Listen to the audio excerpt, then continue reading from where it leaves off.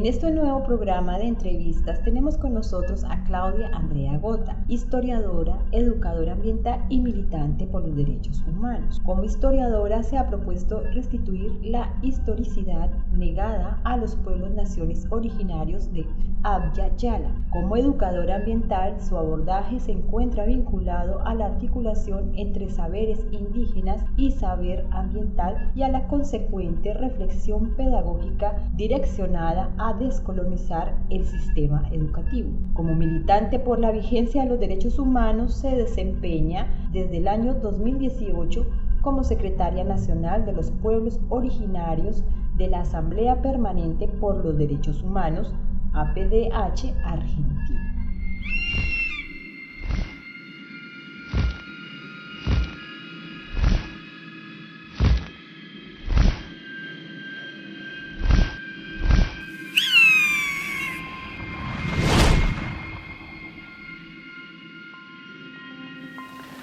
Muy bien, buenas noches a todos, o buenas tardes, depende del horario que nos estén viendo. Gracias por estar nuevamente. Una nueva entrevista, un nuevo personaje y un tema que nos preocupa en nuestro país y también sabemos que en otros países está pasando lo mismo.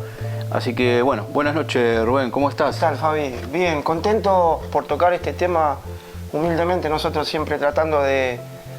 aunque sea una escasa audiencia o no, depende cómo lo miremos, sí. Aunque le llegue a alguien este poquito de luz y ver que siempre hay alguien vulnerable, alguien que está solo y la sociedad mira para el costado, ¿no? Entonces es una manera de, humildemente, de nosotros contribuir y poder ayudar en algo, ¿no? Exactamente, y lo más importante es investigar como lo que tratamos de hacer nosotros, no quedarnos con las cosas sueltas que están ahí en los medios de comunicación, que a veces no son las reales por lo general, ¿no? Y siempre hay ocultas. Bueno, vamos a presentar entonces el personaje. Claudia Gota, un gusto, gracias por estar con nosotros. No, gracias a ustedes por esta invitación, muchísimas gracias. No, gracias porque sabemos que tenés tu tiempo muy cortito, los tiempos que tenés, y bueno, gracias por permitirnos estar esta noche junto con vos. Como dijimos en la presentación en off, tu historia o tu recorrido, digamos, como profesional y como todo lo que estás haciendo es muy grande, pero la preocupación principal nuestra es la situación de los pueblos originarios en Argentina y bueno, en América Latina también, ¿no? ¿Cómo podemos abrir un pantallazo para que la audiencia pueda entender qué es lo que está sucediendo aquí en Argentina con los pueblos originarios? Bueno, en principio no es privativo de los pueblos indígenas el embate que significa en sus territorios las políticas neoliberales o el modelo capitalista actual que se basa en un extractivismo feroz. En realidad ese modelo nos perjudica a todos, a todas, pero sin embargo en las territorialidades que las comunidades de los pueblos, naciones originarios, indígenas, nativos, como quisiéramos llamarle, cada uno de ellos tiene su nombre propio en su, valga la redundancia, en su propia lengua, el embate en esas territorialidades es mucho más feroz. Y es mucho más feroz y cotidiano porque hay varias razones que juegan. En principio, sus territorialidades se caracterizan por haber protegido por milenios la biodiversidad, esa riqueza de la madre tierra que nosotros no hemos sabido apreciar ni valorar con la misma dimensión que las culturas nativas, originarias, ancestrales lo han hecho. Y por otro lado, porque como vos dijiste, vos hablaste de vulnerables, en realidad ellos son vulnerados en sus derechos. No son más vulnerables que nosotros, pero sí la política hegemónica, el modelo económico hegemónico y también, ¿por qué no?, el modelo de conocimiento hegemónico los ha vulnerado históricamente en todos sus derechos. Entonces, este despojo cotidiano, esta violencia institucional que tiene varias aristas, varias formas de materializarse con los pueblos, naciones originarios o indígenas, hunde sus razones de ser en esta cuestión, ¿no? En un modelo que ha mercantilizado la vida y que ha hecho de los territorios que fueron siempre de vida y para la vida, en la cosmovisión, en esta forma de asumir en el plano de las creencias la vida que tienen estos hermanos y hermanas que tienen tanto para enseñarnos, nuestra forma de pensar, o por lo menos cómo nos han colonizado y en el sistema en el que hemos nacido y crecido, ha entregado esos territorios de vida y para la vida para el capital. Y por lo tanto, la vida ha sido cosificada y mercantilizada. Y con ellos, los cuerpos de todos los mismos pueblos, naciones indígenas, que son asumidos como mera mano de obra o fácilmente descartable y vulnerado si se presenta como un obstáculo para estos intereses, ¿no? Entonces, cuando decimos el panorama es complejo, es preocupante de norte a sur y de este a oeste, pensando en los territorios que hoy pertenecen al Estado-Nación argentino y que en principio fueron botín justamente del avance contra las comunidades, porque en principio nuestro propio país se forma territorialmente con el despojo de las tierras indígenas. O sea, esto hay que partir de allí, ¿no? Entonces, en el marco de toda América Latina, esto es una historia que tiene ya más de 5 siglos, mejor dicho, sí, va a tener a fines del siglo XV, esto empieza con el mal llamado descubrimiento de América, que no fue más que una invasión de los imperios poderosos de ese momento, pero que nunca dejaron de llegar. O sea, el imperialismo y el colonialismo fue cambiando de ropajes y de idiomas, por así decirlo. Primero llegaron la lengua hispana y la portuguesa, porque eran las dos potencias ultramarinas de ese momento, pero ya en el siglo XVIII aparece Inglaterra y luego aparecerá Francia, Alemania y por supuesto el gran hermano del norte en los últimos siglos. Entonces, este gran flagelo, que no es solamente ocupar territorios y asesinar a quienes pretendieron defenderlo y explotar a quienes sobrevivieron a los embates de los primeros enfrentamientos bélicos. Esto después se transforma en un modelo de colonialismo que fue por otras cosas. Primero fue, bueno, por la tierra, por lo que concebían estas culturas mal llamadas occidentales como riqueza y que para nuestros hermanos y hermanas originarios tenían otro valor. Después vinieron también con la imposición de una lengua, de otras formas de concebir el mundo, y hasta el día de hoy este es la gran confrontación, porque en realidad en esto de un modelo que sigue mercantilizando los bienes comunes, los bienes que nos provee la madre tierra al servicio del mercado y el capital, si bien, como decíamos, ellos son los primeros en ser perjudicados, las primeras víctimas de todos los delitos habidos y por haber, también nos afectan a nosotros. Y esto es importante decírselo así a la audiencia, porque no es un problema solamente de los pueblos indígenas. En realidad son los únicos que están resistiendo, son los únicos que realmente todos los días ponen el cuerpo para defender un territorio que cuando hablamos de soberanía lo sentimos como nuestro. Entonces, un poco el panorama, si tendríamos que explicarlo de modo sintético, tiene que ver con esto, con que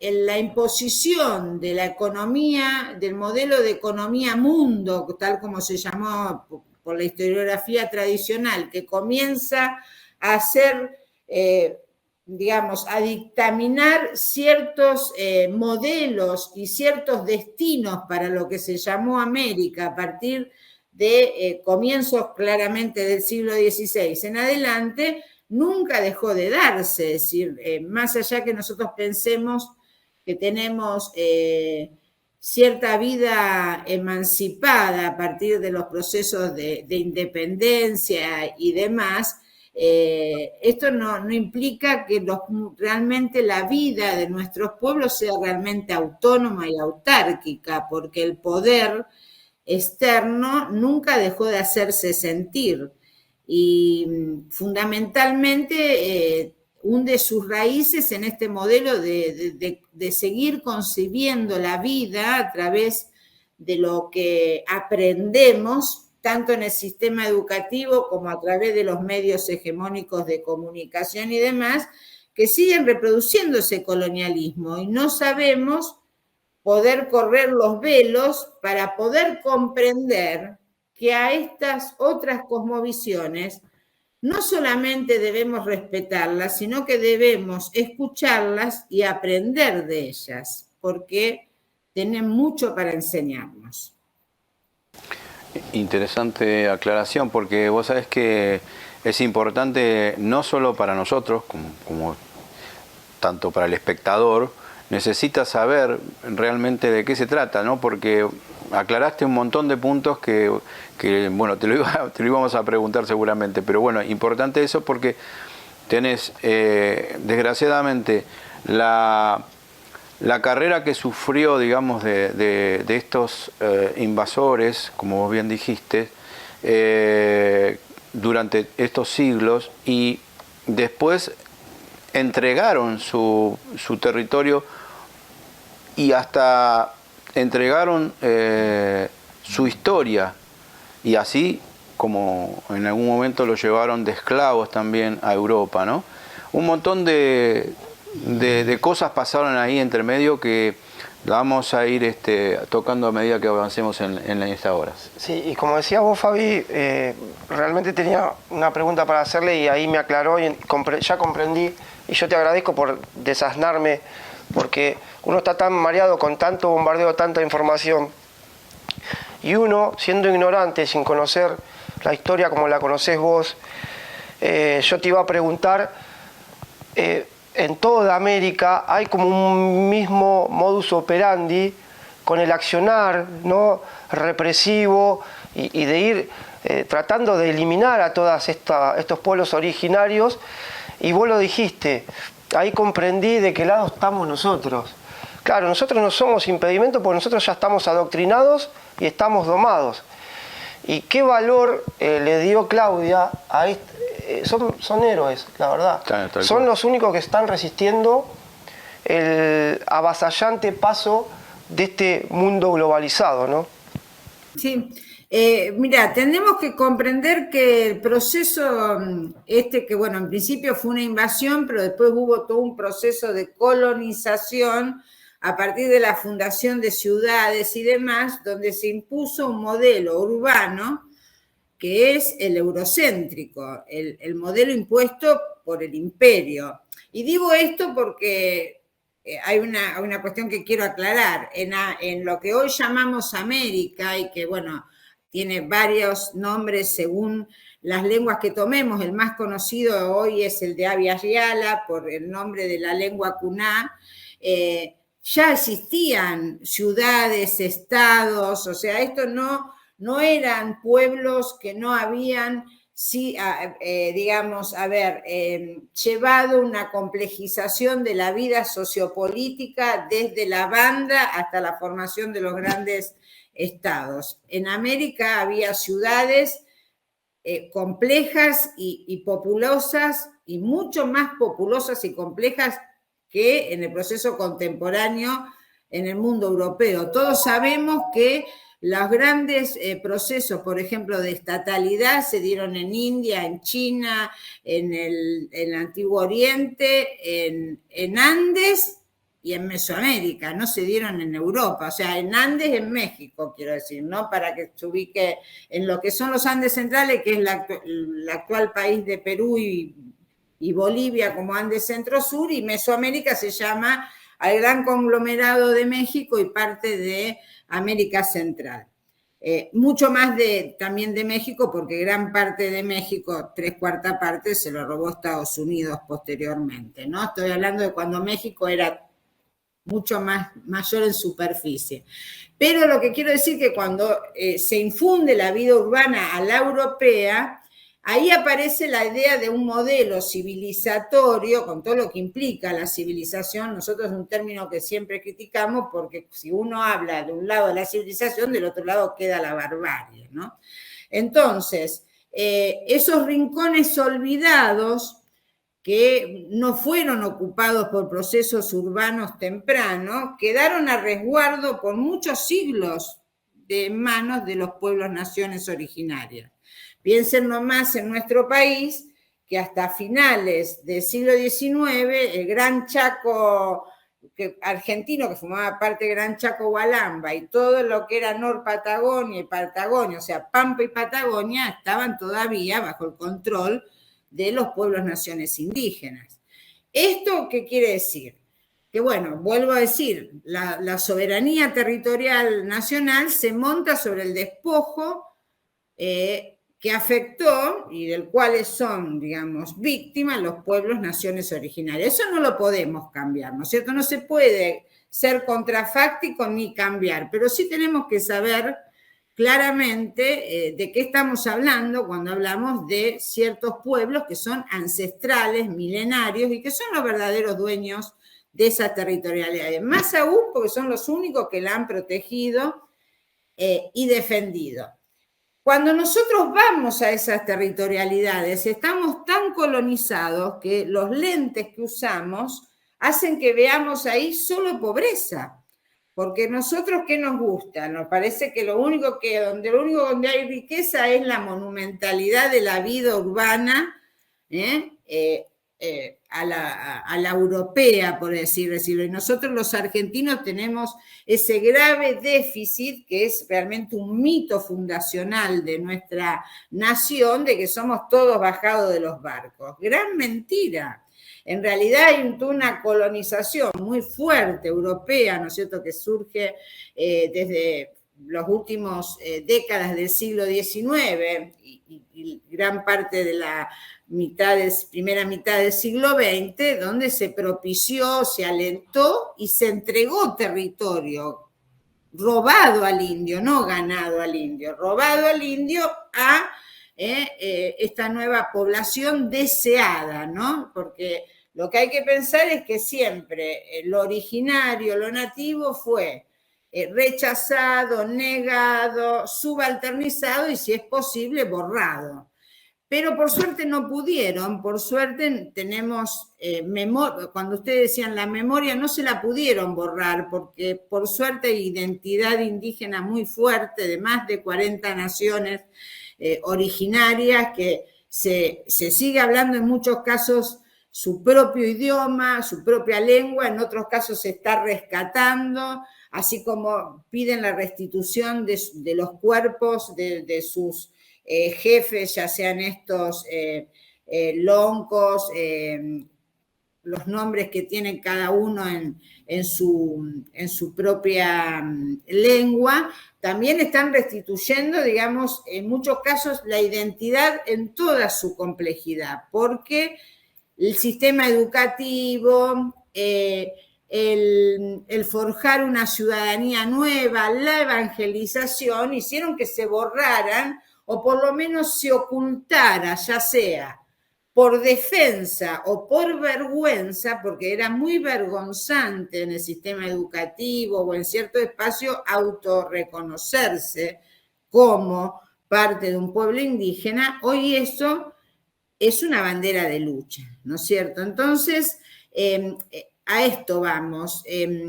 la historia tiene, cuando yo, bueno, ustedes saben, soy historiadora, ¿no?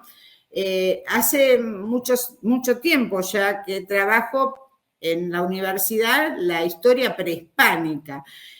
Y digo trabajo, y es mucho más complejo que eso. Yo inicialmente, ¿qué hacía? Estudiaba y enseñaba sobre los pueblos nativos, originarios, indígenas. En un momento comencé a aprender de los pueblos indígenas. Y en ese momento mi mirada cambió y no es que dejé de ser docente, investigadora, sino que eso se enriqueció con el aprendizaje en territorio y con el acompañamiento de sus luchas, ¿no? Entonces, esto es a ver, en mi vivencia es, perdón por ser autorreferencial, muy fuerte y es realmente un cambio pronunciado en mi mirada, en esto de, bueno, del juego de la historia al servicio de la construcción de una memoria diferente, ¿no? Y ahí hay dos aristas. Por un lado, restituir la historicidad negada a estos pueblos, todos ellos, algunos a través de ciertos mecanismos mnemotécnicos, en sus realizaciones materiales, todos nos dejaron registro de que tenían conciencia histórica, porque sabían que había cosas que no debían olvidar. Y la historia, como en todos los diferentes momentos de nuestra humanidad, sirvió siempre para legitimar el poder. Y por lo tanto, eso jugó en todas las sociedades indígenas. Y además cohesiona y da identidad. Pero además de tener conciencia histórica y de dar cuenta de que existe historicidad en todos los pueblos nativos de nuestra América, también al construir la memoria uno la construye siempre desde las agendas sociales del presente. Si para nosotros es importante el registro cultural, las enseñanzas que nos dejan de vivir desde otro lugar, de pensar desde otro lugar el mundo y la vida, esto del vivir bien, que no es el vivir con confort, que no es el tener, sino el estar siendo en un lugar, en el aquí y en el ahora y en lo colectivo. Esto que nosotros perdimos, que es lo abandonamos al servicio del individualismo y del tener. En el mundo indígena no se es fuera del territorio y de la comunidad. Uno es en ese lugar siempre el estar siendo, además, no es el ser cartesiano así en la entelequia del pienso, luego existo. Estoy siendo en este territorio donde se dieron las relaciones primordiales de mi pueblo, donde están las visiones que me dan una cosmovisión del mundo determinado, pero además en ese territorio estoy siendo junto a otros, junto a mi comunidad. No existe lo individual. Lo colectivo es el único sujeto, es el colectivo, ¿no? Y esto es otra cosa que nosotros hemos perdido y que lo tenían tal vez algunos de nuestros abuelos sin ser indígena, porque la tradición de lo colectivo y de lo recíproco y de saber que hay que trabajar para el otro, porque el otro, que no existe el otro, en realidad los términos dan cuenta de que somos junto a otros, pero no es el otro. Estamos siendo juntos, podemos reproducir nuestra vida reproductiva, pero también nuestra vida en el orden material, siempre trabajando juntos. Entonces, no existe la idea de la competencia y del individualismo. Eso es algo que hoy lo vas a encontrar, porque no hay que idealizar, lo vas a encontrar en el mundo indígena, pero por todo lo malo que ha permeado del modelo hegemónico, ¿no es cierto? En ese sentido, tenía una idea que creo que se me ha diluido, ¿no? ya la voy a volver a recuperar seguramente.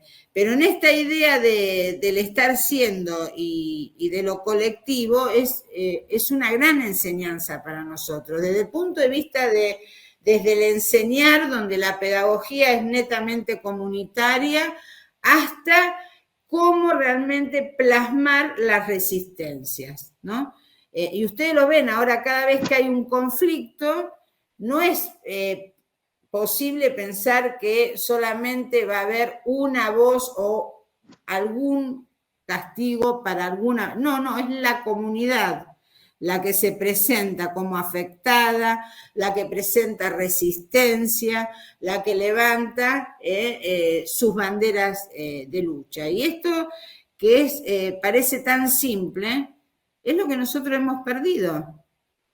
Nosotros hemos perdido esa batalla de lo colectivo, de lo comunitario, de saber además que en esa comunidad de vida, y esto era lo que quería decir antes, no están solamente hombres, mujeres, en todas las ramas etarias, desde los niños hasta los ancianos y las ancianas, sino que en la comunidad de vida también está el río, el monte, la laguna, los cerros sagrados, todas las especies animales que configuran ese cosmos completo y complejo de la comunidad de vida.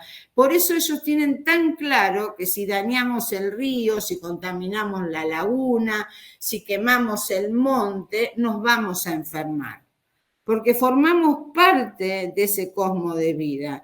Lamentablemente, la especie humana, esto también era algo que se me iba a ir y lo quería decir, es tal vez la más indefensa y la más soberbia de todas las especies vivas, porque piensa que puede vivir sola y dañar a las otras, y ha olvidado, y esto es algo que nos enseñan, pero no nos terminan de explicar lo que hay que explicar cuando habla en las materias que hacen a la vida, a la biología o a la zoología, nos explican el nivel de competencia que hay entre las especies, pero también está el nivel de reciprocidad, de colaboración y de cooperación hacia adentro de las especies para poder ser competitivas frente a ciertas situaciones, digamos, de cadenas ecológicas, alimentarias y demás. El hombre como especie, el ser humano como especie, porque somos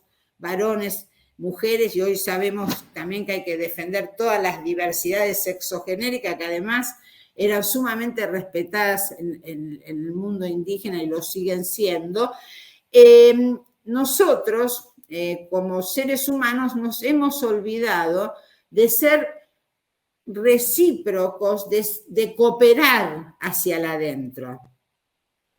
Nos ha dividido el individualismo, nos clasifica el tener, somos lo que tenemos, no lo que sentimos, no lo que amamos, no lo que sabemos, sino qué tenemos. Vos le preguntás a alguien, ¿cómo lo viste a fulanito, cómo anda? Y no sabés, tiene tal auto, se fue a tal lado, tiene esta casa. Nadie te dice si es feliz, si sus hijos son felices, si cumplió sus sueños. Bueno, esto es lo que sigue dándose cuando no han sido contaminados en su visión de comunidad de vida en los pueblos indígenas de toda América, salvo en los casos donde el colonialismo ha hecho tanta mella que se han olvidado de ser, porque el estar siendo de ellos es el vivir bien en armonía con las otras expresiones de vida. Y entonces hoy están siendo muy atacados porque esa cosmovisión los llevó a proteger lo que nosotros hemos dañado tantísimo en los últimos siglos a través de este modelo feroz que ha cosificado y mercantilizado la vida. Entonces hoy sus territorios, que son ricos en biodiversidad, pensemos que, como decía, siempre lo miramos como pobres, y hoy son apetecidos porque son reservorios de las tierras raras, del litio, de la mejor y más pura de las aguas, o sea, las aguas, hoy vemos cómo se compran los príncipes cataríes, los altos del río Chubut, lo compraron, entre otras cosas, para llevarse agua en motivo del mundial, ¿no? Pero además, el agua, sabemos, es un bien estratégico, escaso, cada vez más escaso en su pureza, en su condición necesaria como derecho humano, que lo es, de acceder al agua potable y segura. Y han venido hasta por eso, ¿no? Y después, bueno, las riquezas que tiene nuestro territorio y toda América, pero nuestro territorio solo, por la diversidad de climas, de geosistemas y demás, tiene una riqueza increíble. Y en los lugares más recónditos, los únicos que han garantizado la protección de esa biodiversidad y la concepción de una verdadera soberanía en torno a defender la territorialidad, defender una alimentación sana, son los pueblos indígenas. Nosotros no lo hemos sabido hacer. Bueno, no es nuestra culpa tampoco no haber nacido en esa cultura, en el marco de esa cultura, y haber también sido colonizados como fuimos por el sistema hegemónico. Pero bueno, debemos tomar hoy la decisión de que hay muchas cosas que debemos aprender de ellos, ¿no? Lo que decía anteriormente. No, el pantallazo que nos dio y el tema, mirá, la verdad... Todos cachetazos, así. Sí. Despertate. Si con esto no se despiertan... Yo recibí también. No, seguro. Me di cuenta que, a ver, mi formación disciplinar es la historia. Yo, bueno, hice mi carrera en la Facultad de Humanidades y Artes de la Universidad Nacional de Rosario, donde soy actualmente docente de esta materia, Historia de América I, que comienza con la llegada del hombre a América y termina con la llegada del invasor europeo. Europa todavía no existía, ¿no? Y un día, bueno, varias cuestiones, no fue un día, fue un proceso. Bueno, entre otras cosas, mi formación como educadora ambiental, la educación ambiental desde el pensamiento ambiental latinoamericano, justamente, entre otros lugares en los que abreva y hunde sus raíces, frente a esta interpelación que es la crisis civilizatoria que venimos viviendo en las últimas décadas con toda claridad, pero que comenzó justamente en estas territorialidades con la llegada y la invasión de esta otra forma de habitar los territorios y de cosificar la vida. Esta crisis civilizatoria hunde sus raíces como crisis ambiental en la forma en la que aprendemos y enseñamos, o enseñamos, aprendemos, en los modos de conocer. Entonces, en principio es esta separación muy clara que nos dan en la escuela desde que ingresamos entre el mundo natural y el mundo social.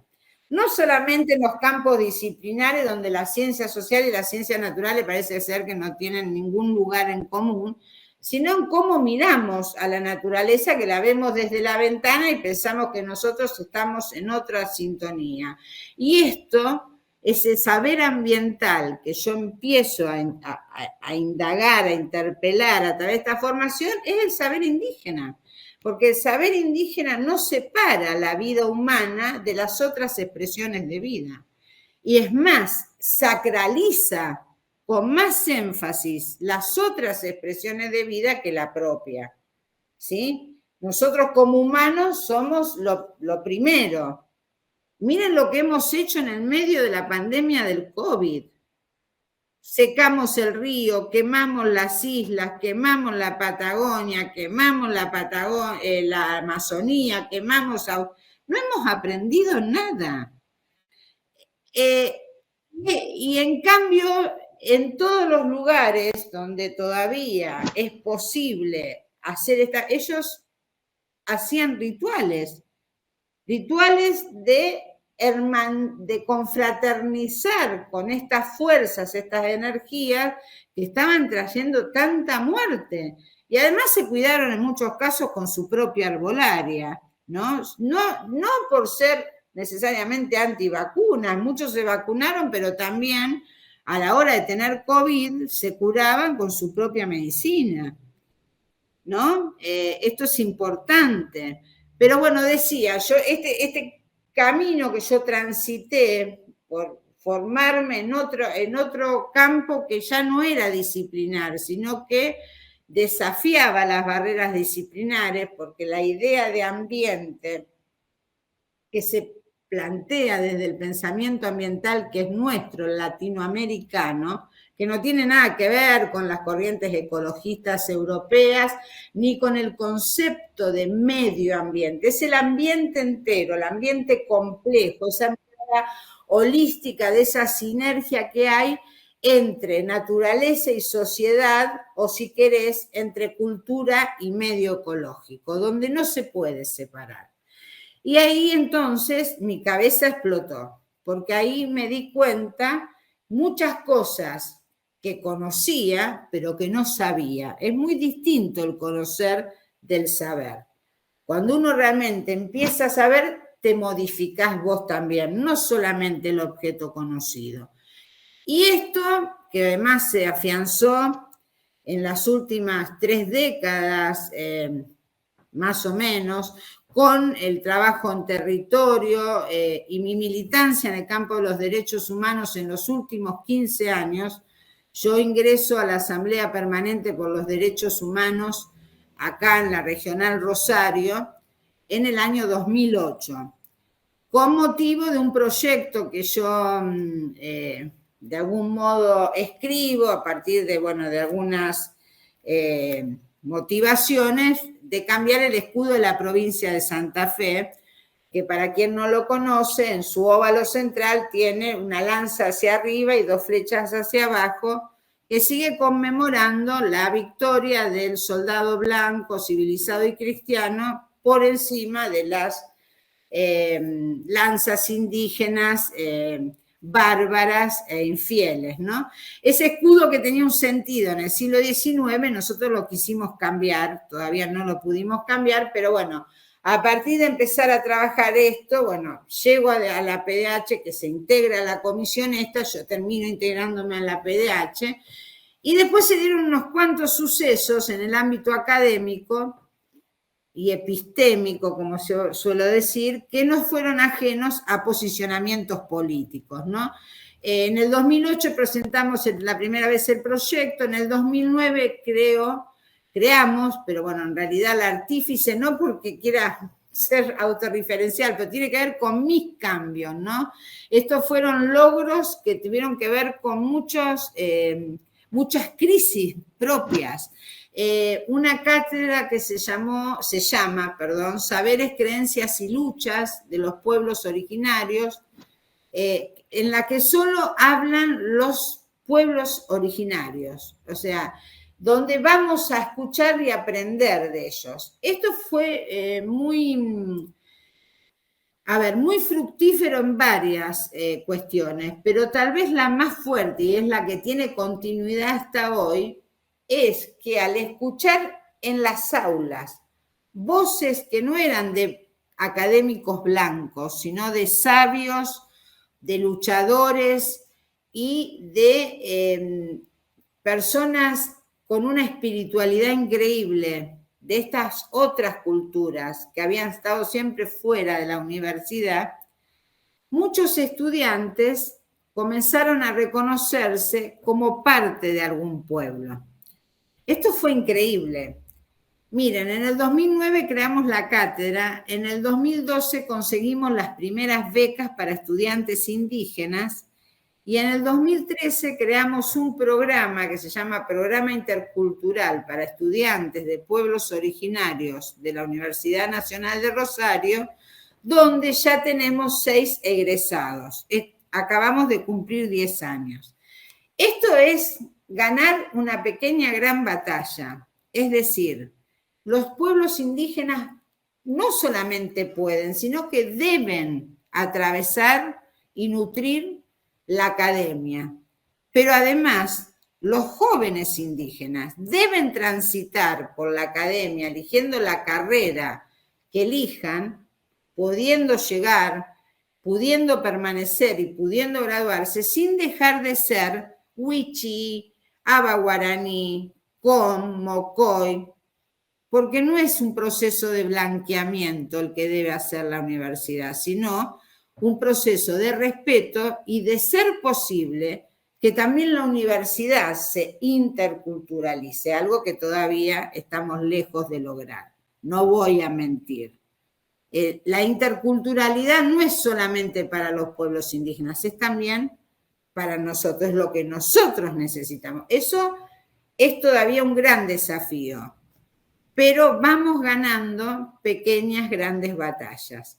Y eso implicó muchos cambios que hubo que internalizar, muy movilizadores, muy sanadores, de mucho aprendizaje. Yo siempre digo que mis grandes, diplomas son sentirme mejor persona, porque de algún modo abandoné, y esto lo digo, pero no como un renunciamiento ni como victimizándome, sino como una clara elección.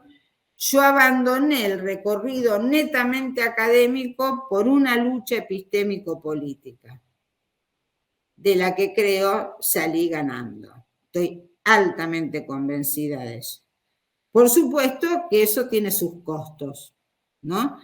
Y lo último que voy a decir, para que después hagan ustedes algunas preguntas, bueno, tienen que entender que soy docente hace 38 años, así que cuando agarro el discurso es muy difícil pararme.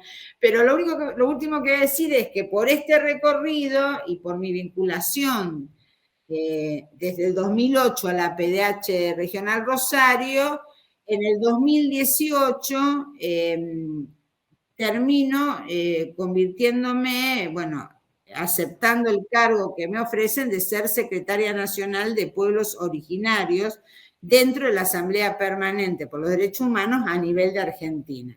Esto es una gran responsabilidad, pero fue otro espacio donde el desafío se convirtió en aprendizaje, porque, como decíamos, la lucha, la vulneración de derechos en esos territorios es cotidiano, pero también lo es la lucha y la resistencia, ¿no? Y uno de eso aprende y aprende mucho. Espectacular. Es verdad, sos docente y agarrás el... y le pegás derecho. No, perfecto. No, aparte es un vicio de la nos hiciste la cátedra perfecta, así que no tiene que pedir perdón porque nosotros estábamos cómodos, pero no era una cátedra, no es la cátedra en la cual te dormís.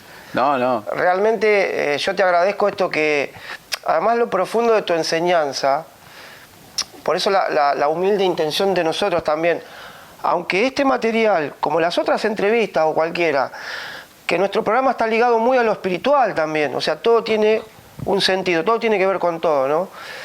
Y lo que me quedo con lo que acabas de decir, vos lo dijiste muy bien, Claudia, ¿cómo llega el conocimiento, saber, se metió dentro de tu conciencia, te la explota, abre tu corazón y hay una transformación en tu vida, la cual no sé si vos la esperabas o no, y terminás, ese saber no solo termina transformándote a vos, sino que termina transformando tu entorno.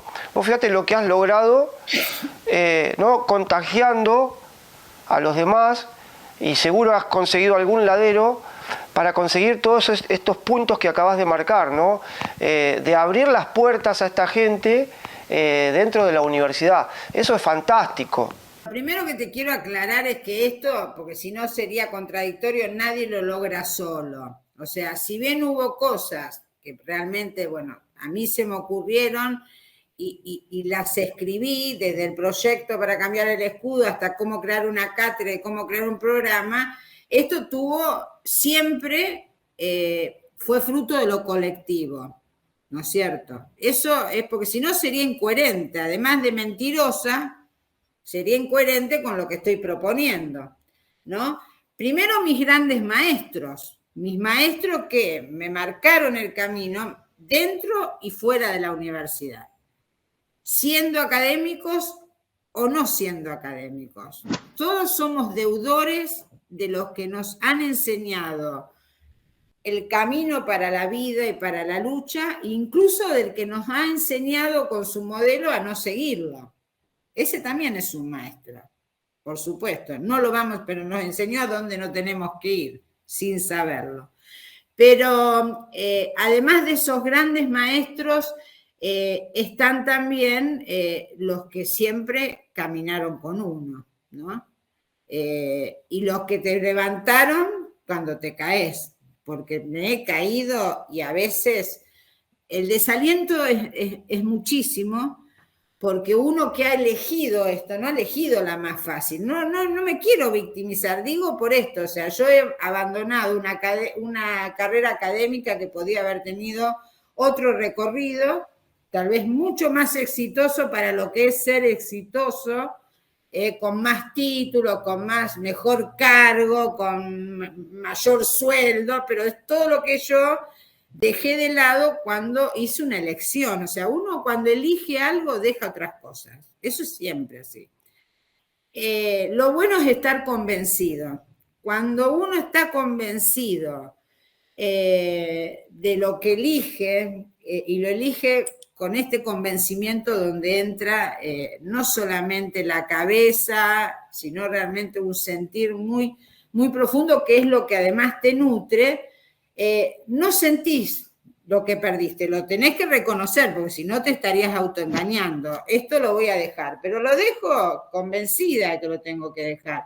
Y por otro lado, es lo que te sostiene cuando tenés flaquezas, porque no todos los días son fáciles, pero siempre sabiendo que yo corro con la mejor de la suerte, porque vuelvo a decir, los que están todos los días defendiendo esta vida que nosotros no hemos sabido valorar en toda su dimensión, o sea, yo sé que ustedes seguramente tienen una visión que hace que valoren la vida y saber que somos responsables de las vidas futuras, pero no es el canon de lo que abunda. O sea, hoy lo hegemónico es tener, y no te importa si ese tener se lleva hasta la vida de tus hijos, porque hoy sabemos que el modelo productivo enferma, y enferma a todos,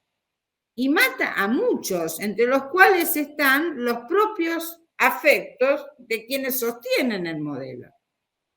Ni siquiera se cuestionan eso. Bueno, nosotros hemos aprendido eso, pero los que realmente todos los días defienden esta otra alternativa para la vida, por los derechos de la Pachamama, basándose en eso, pero en función de la vida, de la madre tierra para todas las vidas. Es un derecho que incluso en el marco de los derechos humanos tradicionales y hegemónicos no estaba. O sea, la Declaración de los Derechos, además que fue del hombre, ¿no? Allá al culminar la Segunda Guerra Mundial, eran eurocéntricos, androcéntricos, etnocéntricos, o sea, no entraban ni todas las culturas, no entraban ni siquiera las otras expresiones de vida, no entraban las mujeres, no entraban, y por supuesto, no entraban todas las culturas que no eran europeas occidentales, ¿sí? Entonces, esta visión de los derechos no pensados también es otra bandera de lucha que yo, junto a otros, vuelvo a decir, yo hablo de lo que pienso y lo que hago, pero esto no lo logré ni sola para pensarlo, ni sola para ejecutarlo, ¿no? Para que no suene esto a contradictorio con la defensa de lo colectivo y de lo comunitario. Esta defensa de los derechos humanos no pensados es lo que nosotros hoy nos lleva a decir, si no hay derechos ambientales, si no hay derechos para la madre tierra y todas las expresiones de vida, no va a haber derechos humanos. No va a haber, porque nosotros no somos una isla ni un ente que pueda aislarse del daño que hacemos a todas las otras expresiones de vida y que hacemos a nuestra propia especie, porque si no, no habría guerras, si no, no habría explotación, si no, no habría cosificación de cuerpos como hay de cuerpos de niñas, de mujeres, de niños. Es decir, lo peor de la barbarie humana está del lado de los que se autodenominan civilizados. ¿Se entiende lo que estoy queriendo decir? Hemos realmente dejado en manos de un sistema perverso lo mejor que tenemos, que es la vida de las generaciones futuras. Nosotros hoy tenemos flagelos, ¿no es cierto?, como el narco. El narco, digamos, la violencia que llevó a ciudades como en la que yo vivo a desencadenarse cantidades de muertes que superan los días que vamos viviendo, tiene que ver con una sociedad que además es cada vez más desigual. Porque donde hay desigualdad hay violencia. Si encima le sumás una entrega de territorialidades que son vitales, como una región centro, con un río como el que tenemos, con los enclaves portuarios privados que tenemos, esto es un regalo para un flagelo mundial que tiene que ver con esto, con la cosificación de la vida al servicio de grandes y pingües negocios que a la hora de la vida no sirven para nada. Pero bueno, esto, quienes están en esta crueldad organizada, en este proyecto tan perverso, que se lleva lo mejor que tenemos, que son nuestros afectos y los amores de todos nuestros amores en el futuro, no piensan esto, no tienen capacidad de pensar bien. Nosotros, muchas de estas cuestiones la hemos podido pensar con complejidad en función de la red de la vida y de la sacralidad de la vida, de poder encontrar nuevamente ese vínculo con lo sagrado. Profeses la creencia o la religión que profeses, lo hemos aprendido de los pueblos nativos, en el caso de quienes, como yo, entraron por ese lugar. Y entonces eso nos tiene que hacer un gran llamado de atención, porque estamos cerrando, estamos perdiendo por goleada, si no reaccionamos a parar esto a tiempo. Un modelo agroproductivo que se jugó por el latifundio transgénico y terminó con la autonomía, la seguridad y la soberanía alimentaria de las poblaciones rurales, que hizo de los campos solamente un desierto transgénico, sin ninguna otra expresión de vida. No quedaron chacras habitadas, pero tampoco quedaron vida de otras especies. Porque cuando decimos, como dicen algunos personajes bastante desagradables para mí, que el glifosato mata todo, menos la soja, en ese mata todo, estamos todos. También está el del dueño del campo que se llena de dólares por quintal los bolsillos. Si a eso le sumás la megaminería, ahora vienen por el litio. Nosotros tenemos, junto con Bolivia, el reservorio del litio, un bien estratégico hoy más grande del mundo. Y van a venir por eso y van a dejar desolación y muerte en este noroeste profundo que para nosotros, bueno, no para mí, pero digo para la mirada hegemónica, es esa cosa telúrica de la quena y de la pobreza, y ahora la riqueza es solamente el litio. no es esa otra forma de vida, ¿no? Y después tenés, bueno, vaca muerta, y después tenés el uranio debajo de los glaciares, que además de ser un reservorio también de agua potable, tiene uranio, y tenemos la contaminación del acuífero Guaraní, que es uno de los, no sé si el segundo o el tercero de reserva mundial de agua subterránea, también contaminándose por los agrotóxicos, y estamos en una gran encerrona, porque nos hemos olvidado de estar siendo junto a los otros en estos territorios de vida para vivir en soledades con mucho boato y mucho, a veces, confort, pero eso no es vivir bien. Está muy lejos de vivir bien, ¿no? Y este es el gran llamado de atención que nosotros ponemos en juego cuando intentamos, junto a los estudiantes o junto a nuestros colegas o junto a esta audiencia que probablemente me escuchen unos días, recuperar estas otras formas de habitar en los territorios, de construir vida con proyectos comunitarios y, en definitiva, de volver a lo sagrado y a los sueños.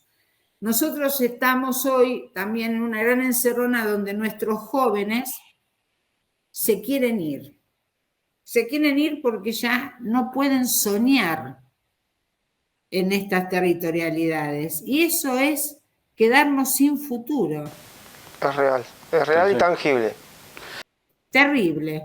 Yo creo que tenemos muchos indicadores que nos están llamando la atención y tenemos muchos lugares donde ir a construir otros proyectos y aprender, intercambiar experiencias. También tenemos cosas para enseñar. Yo siempre digo, cuando hablamos, muchas veces doy cursos, a mí no me gusta decir capacitación porque yo no tengo por qué ir a capacitar a otro, todos tenemos capacidades, pero bueno, en ese intercambio con docentes, yo siempre digo, bueno, lo primero que tenemos que preguntar es qué tenemos para enseñar y cómo lo vamos a enseñar. Y cómo en ese enseñar vamos a aprender también del otro que también tiene cosas para enseñar.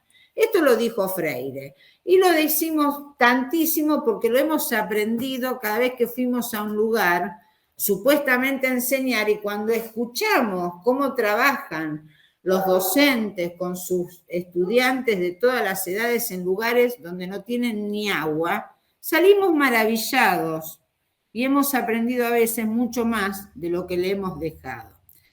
Pero bueno, esto es un gran desafío porque, bueno, los medios de comunicación, el sistema educativo tradicional, los libros más prestigiosos, de algún modo han sido nuestros grandes deformadores, tal vez no con toda la intencionalidad, pero bueno, si nos dimos cuenta, ahora ya no podemos hacernos los tontos, ¿no? Cuando uno se da cuenta que algo lo está haciendo mal, tiene que cambiarlo, tiene que intentar cambiarlo. Y yo creo, porque además necesito dejar un mensaje que invite a la esperanza y a luchar por esto de recuperar lo comunitario, lo sagrado y los sueños. Estamos a tiempo, pero hay que comenzar. Hay que comenzar, como dijiste, y ojalá que esto sirva a muchos de los que nos están siguiendo, que despierten, se saquen la venda de los ojos y comprendan de que nos están destruyendo desde mucho tiempo.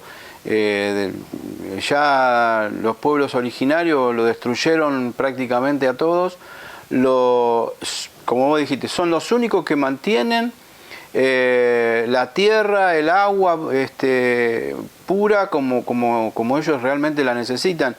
Y nosotros, que somos los que usamos más cantidad también de agua, de tierras y demás, no somos capaces ni siquiera de decir no contaminemos, o luchar para que una empresa no tire, no sé, líquidos a un río donde contamina, o en la tierra cuando se usan los agroquímicos, donde contaminan no solo, como vos dijiste, no solo a los insectos, a nosotros también.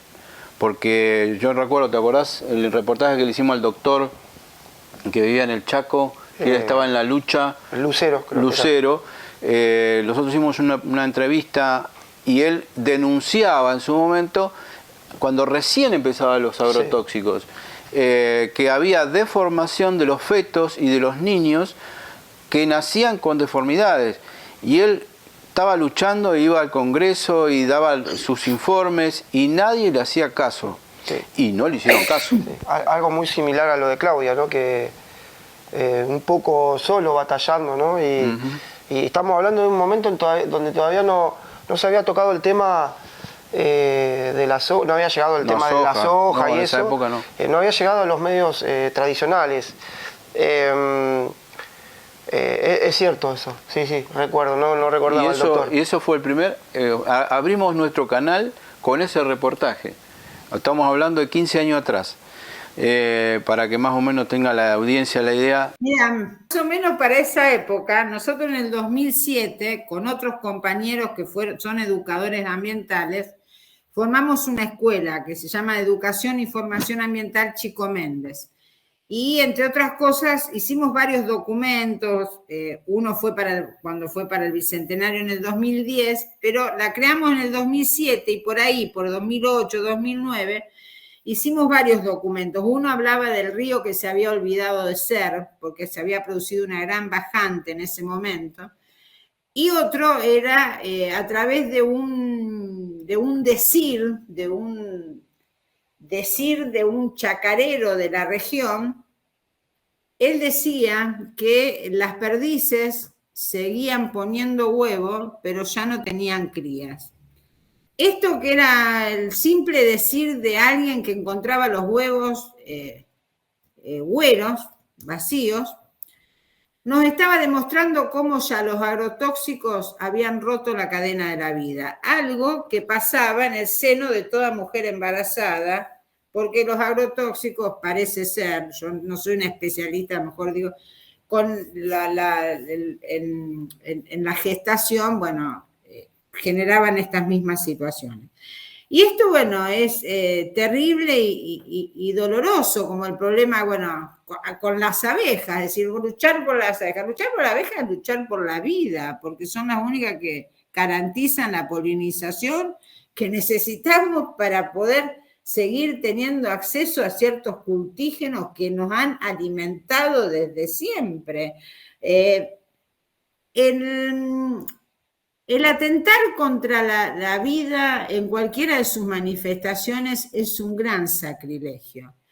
Por eso sacralizar todas las vidas, absolutamente todas las vidas, es el primer gran llamado de atención. Y esto tiene que volcarse en lo que enseñamos, en lo que difundimos, como hacen ustedes a través de este programa, que es valiosísimo generar espacios así. Los medios hegemónicos de comunicación no hablan de estas cosas, lo sabemos perfectamente. Los espacios alternativos son los únicos fértiles, ¿sí?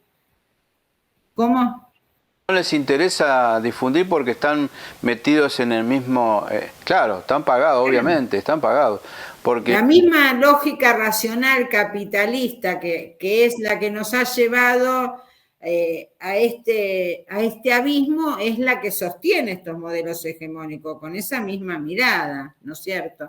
Así que esto lo entendemos, lo que no lo aceptamos y buscamos y felicitamos y agradecemos que existan estos otros intersticios alternativos en el ámbito de la comunicación, que junto con la educación y después la militancia que existe con diferentes expresiones, que debe, por otro lado, aunarse. Lo que hay que también es volver, también es importante que volvamos a unir todas las luchas. en esto de la defensa de todas las expresiones de vida, porque también hay mucha fragmentación y esto es funcional al enemigo común, ¿no? Así que bueno, esto es un poco un recorrido que da cuenta también de todas mis facetas que están todas complementarias, ¿no? La de historiadora, la de educadora ambiental. Ahora se te cortó, no sé si me estás escuchando. En las 3 áreas en los pueblos indígenas. Se había cortado un cachito recién, pero ahora agarró de vuelta. No sé si querés hacerle una pregunta a vos. No, quería, Claudia, preguntarte con respecto en este camino que han hecho todos vos y quienes te acompañan. Es clara el desinterés de la política, ¿no? ¿Ves en un futuro cercano que en algún momento se abra un poco ese corazón de piedra que tienen estos políticos por el desinterés de esta gente que en algún momento, porque como sabemos hay muchas leyes que no cambian la vida de nadie y se aprueban así en forma relámpago, si un solo político tuviera un poco de corazón, sabemos que active 1 o 2 leyes sabemos que hay muchos pueblos, por ejemplo en el Chaco, que no tienen agua potable, que empiecen a respetar un poco el lugar donde están y acercarle un poco de esa civilización de la cual nos han vendido. ¿Ves un futuro cercano de algún cambio con respecto de la política que haga algo con respecto a esto? Mira, a ver, no me gusta ser profética. Yo creo que no les va a quedar otra, porque no son eternos, ni son, ¿cómo te podría decir? Que no les va a afectar nada de esto en distintos niveles. Es cierto que hay una lógica que es la del negocio, donde no existe ni la grieta ni la conciencia. Lamentablemente, el colonialismo ha hecho muy bien la tarea y ha dejado al dios mercado, al dios dinero y al dios tengo todo lo que quiero, por encima de lo que implica el vivir bien de los afectos, de la salud, de la paz espiritual, eso lo sabemos todos. Sin embargo, se han dado cambios y se van dando cambios significativos. De algún modo se han cambiado algunas leyes, se han cambiado constituciones, estoy hablando en un proceso latinoamericano en particular, y leyes tenemos, y te diría que hasta sobran, el problema es que no se cumplen. Si vos vas desde la Constitución, en los derechos, digamos, del artículo 14 bis, hasta los derechos, bueno, la Convención de los Derechos del Hombre, que tiene ya 75 años, los derechos de los pueblos indígenas, el convenio 169 de la OIT, todo esto la Argentina lo ha firmado y lo ha legislado, el problema es que no lo cumple. Y no lo cumple por esto que decimos, porque de algún modo han vendido su conciencia y su compromiso con el voto popular al que dicen representar al mejor postor. Y en esto no hay grietas partidarias, ¿eh? En los más variopintos colores partidarios se consensúan los pingües negocios. Esto es tristísimo, pero yo lo quiero decir así. Pero no va a pasar mucho tiempo sin que tengan que al menos retractarse en algunas cuestiones, porque no es tan exento de todos los dolores que esto trae. Y yo siempre digo, cuando estemos por terminar, voy a traer algunas reflexiones que tienen que ver desde el lenguaje poético, algunas llamadas de atención. Nadie tiene comprada la vida, ni nadie tiene comprada la paz. La única paz que nadie te puede regalar, que es la de poderte mirar, como digo yo, todas las noches al espejo, cuando te lavas los dientes, e irte a dormir tranquilo, porque al menos intentaste cambiar una de las tantas injusticias que siguen condenando a los pueblos, a nuestros pueblos en general, no solamente a los indígenas. Cuando hablo ahora de los pueblos, hablo de esto que está tan manoseado, que es lo popular, ¿no? El campo popular. Este campo popular que no tiene dueño y no tiene bandera. Es el pueblo que sufre, es el pueblo que hicieron nuestros abuelos, es el pueblo que sigue creyendo en tantas falsedades, engaños y traiciones, pero ese pueblo merece otras respuestas, otras posibilidades, y básicamente esto, de volver a encontrar el vínculo con lo sagrado, y con los sueños. Porque cuando tenemos niños, niñas y jóvenes que no pueden ya soñar en su tierra, no la estamos haciendo bien. Esto es un llamado de atención que cualquiera que esté escuchando este programa sabe, que conoce a alguien de su familia, a un amigo de su hijo, de su hija, a un estudiante que tuvo yo, que ya no encuentra posibilidades de pensar un futuro en estas territorialidades. El otro lado no se está mejor. Esto también es real. La crisis civilizatoria, quiero decirlo esto con toda fuerza, la crisis ambiental es global. Y los responsables están esparcidos en todo el planeta, algunos con más responsabilidades que otros. Las víctimas son siempre las mismas, los desvalidos, los que no tienen ansias de poder, los que nunca pueden tomar decisiones políticas, porque bueno, están en manos de quienes venden, por así decirlo, su alma al mejor postor, ¿sí? En todos los sitios de este maravilloso planeta hay quienes se han atribuido el derecho de decidir por las demás vidas. Y es hora de que eso se termine, porque lo están haciendo muy mal, tan mal que han entregado a este modelo la vida de sus propios amores. Y esto es realmente lo que hace que hasta, no es que le perdonemos el daño que hacen, pero realmente es para mirarlo como unos pobres tipos que pueden vivir en el mejor de los pisos frente al Central Park o en Recoleta o acá en la nueva ribera de la costa rosarina, pero qué poco que tienen, ¿no? O sea, esto de volver a poner el valor donde hay que volverlo a poner, ¿no? En esto de vivir bien, el de poder estar siendo en los territorios de vida, en poder volver a recuperar lo comunitario, los proyectos colectivos. El sujeto de la pedagogía que necesitamos es el sujeto colectivo y, por supuesto, este colectivo que pueda soñar con un futuro posible. Porque esto hoy nos está costando.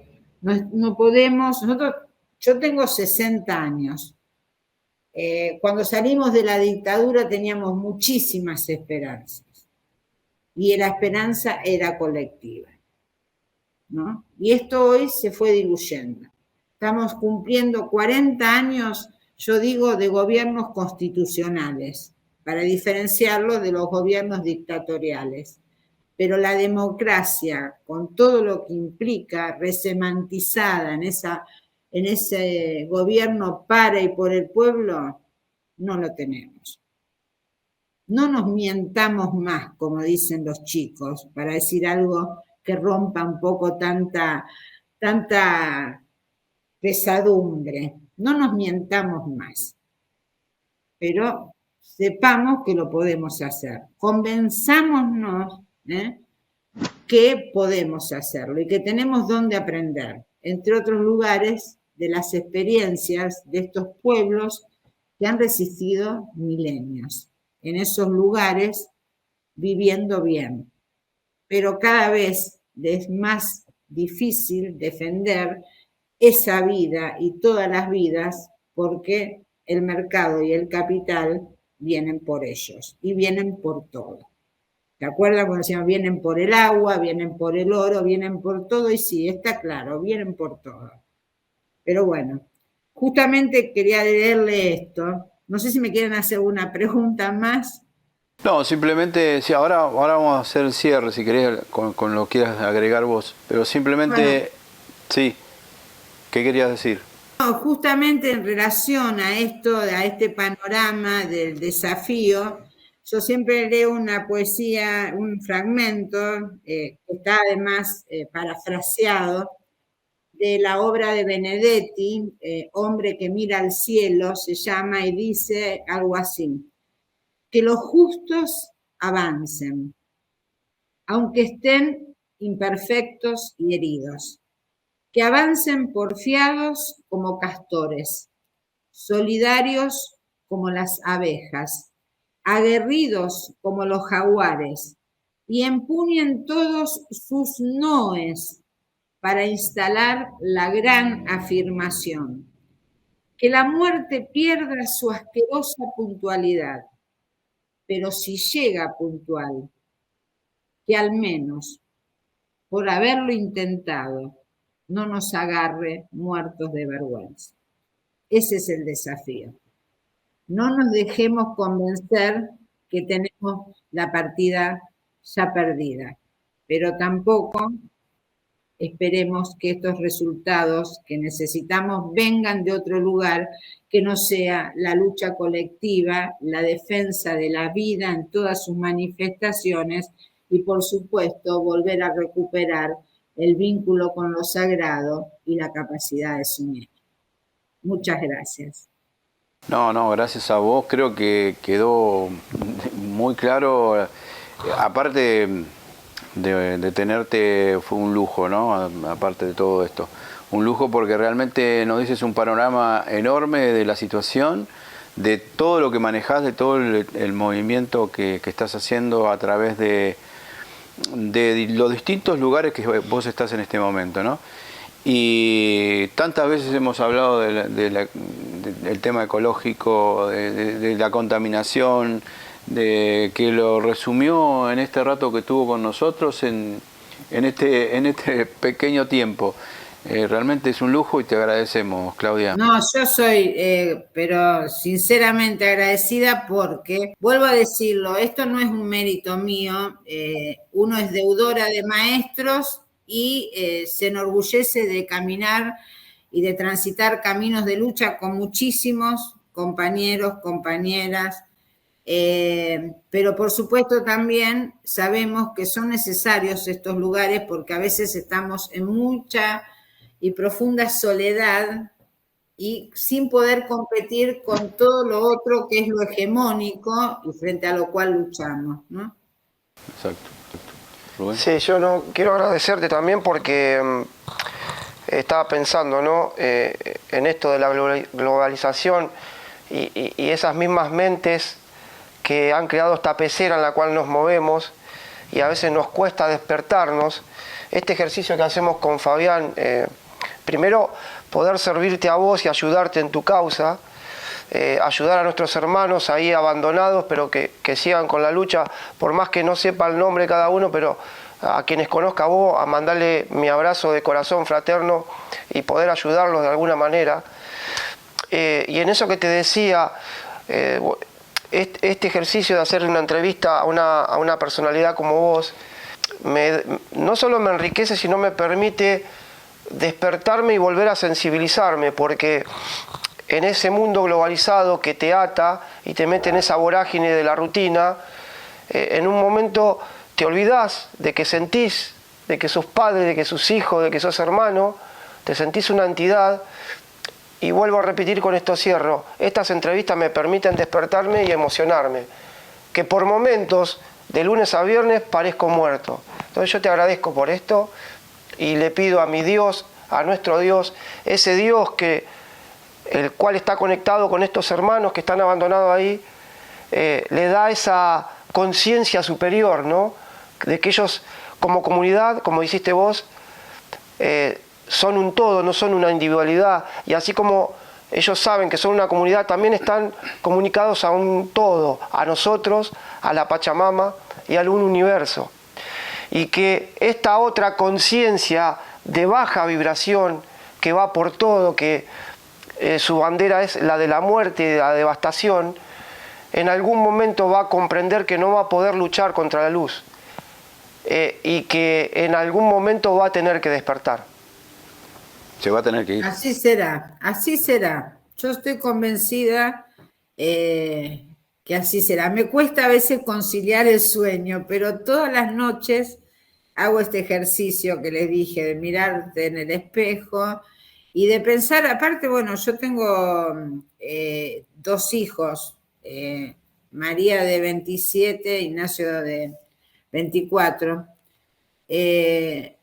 Uno no podría dormir tranquilo si no hace todos los días algo para que sus hijos tengan futuro, ¿no? Es realmente muy doloroso, pero cuando uno ha despertado, esto de despertar la conciencia, de asumir compromisos, no hay vuelta atrás.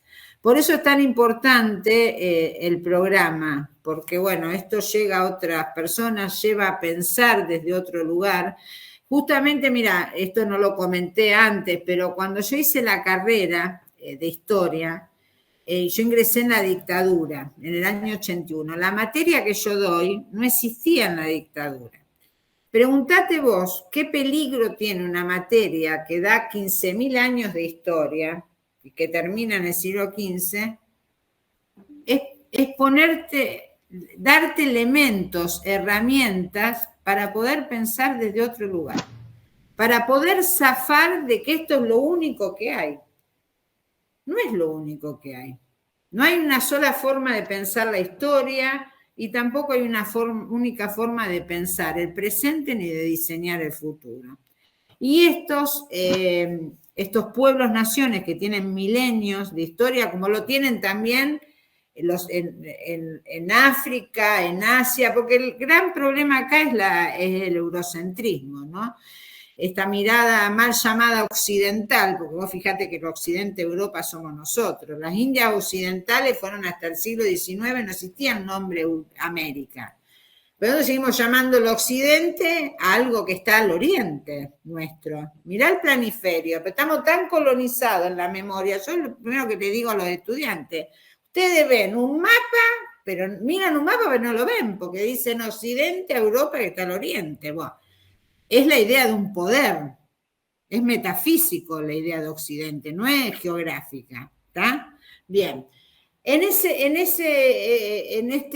ejercicio de pensar que la historia que nos contaron no es, o sea, que hay muchas historias, que no existe la verdad histórica, sí existen los hechos, pero si vos ves los acontecimientos hay siempre de dónde mirarlo, de dónde interpretarlo, de dónde valorarlo.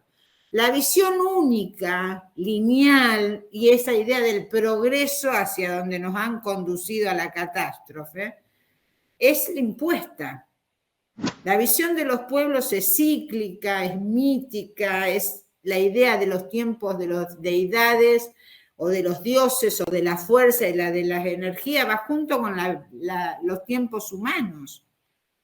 Y eso se perdió. Entonces se perdió en la historia, te niegan en el presente y te roban el futuro de pensar desde esos lugares. Entonces, esto es un lugar de donde uno hace pedagogía comunitaria sin tener que estar en un aula. ¿Te das cuenta? Porque uno no es que le está enseñando a la audiencia, le está permitiendo que pensemos juntos, nosotros tres, con los que nos están escuchando, lo que nos pasa. Y que lo que nos pasa no es ni inevitable ni irresoluble. Que lo tenemos que pensar y poder diseñar, como decía una gran maestra mía, otros futuribles, otros futuros posibles.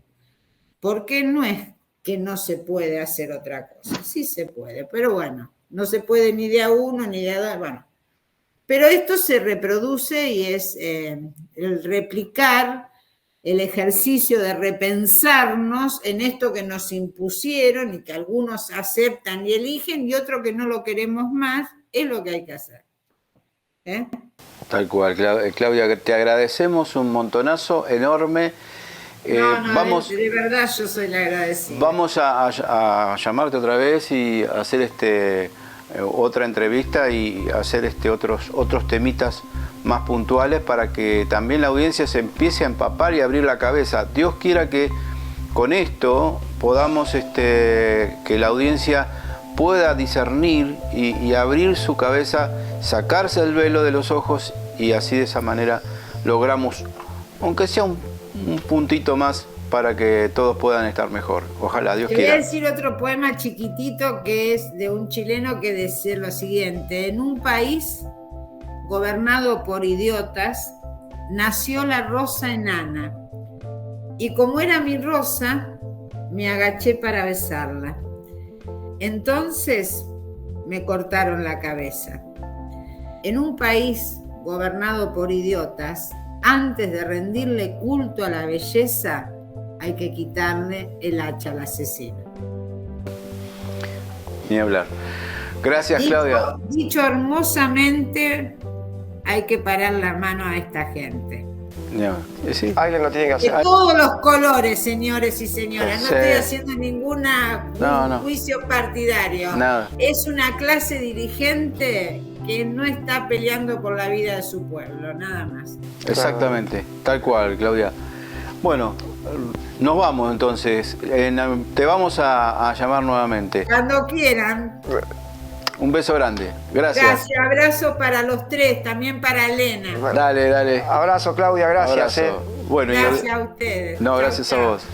Bueno, y para ustedes, en nuestra querida audiencia, esperemos que les haya interesado muchísimo esta entrevista. Ojalá que podamos compartir muchas cosas más. Y bueno, y los esperamos la próxima. Sí, hermosa entrevista. Así que bueno, veremos qué nos depara el futuro y con qué sorpresa volveremos. Volveremos con algo más. Gracias y hasta la próxima.